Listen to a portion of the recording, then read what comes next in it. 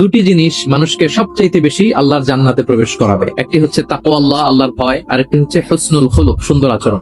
Repeat, আমি আবারও বলছি, দুটি জিনিস মানুষকে সবচাইতে বেশি আল্লাহর জান্নাতে প্রবেশ করায়। একটি হচ্ছে আল্লাহর ভয়, তাকওয়াল্লাহ, আর একটি হচ্ছে সুন্দর আচরণ, হুসনুল খুলুক।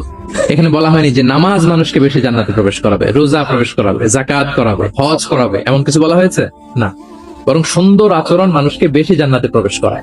আমরা অনেক সময় ইসলামের এই এসেন্সটা ধরতে পারি না। দেখবেন যে খুব নামাজি কিন্তু খিটখিটে মেজাজের লোক, খুব নামাজি স্ত্রীর সাথে খারাপ আচরণ করে, খুব আল্লাহওয়ালা প্রতিবেশীর সাথে ঝগড়াঝাটি, খুব নামাজি মানুষ কলিগের সাথে সম্পর্ক ভালো নাই। এরকম লোক আমাদের সমাজে আছে না নাই বলেন?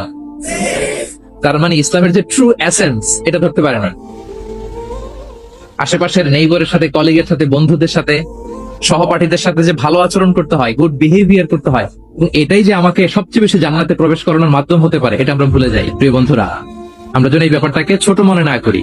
সবচেয়ে বেশি জান্নাতে মানুষকে প্রবেশ করায় তাকওয়াল্লাহ, হুসনুল খুলুক, আল্লাহর ভয়, আরেকটা কি? সুন্দর আচরণ। অনেক ছোট ছোট বন্ধুদেরকে আমি দেখতে পাচ্ছি অডিয়েন্সের মধ্যে। আমরা আমাদের সহপাঠীদের সাথে, বন্ধুদের সাথে ভালো আচরণ করবো তো আজকে থেকে? হ্যাঁ, সাউন্ড খুব অল্প হয়েছে, আমি শুনি নাই, আরো জোরে করবো কিনা? ইনশাআল্লাহ আমরা ভালো আচরণ করব, এবং আমার সহপাঠীদের সাথে, বন্ধুদের সাথে ভালো আচরণ, এটাই আমাকে জান্নাতে প্রবেশ করা। ইনশাআল্লাহ বলি সবাই।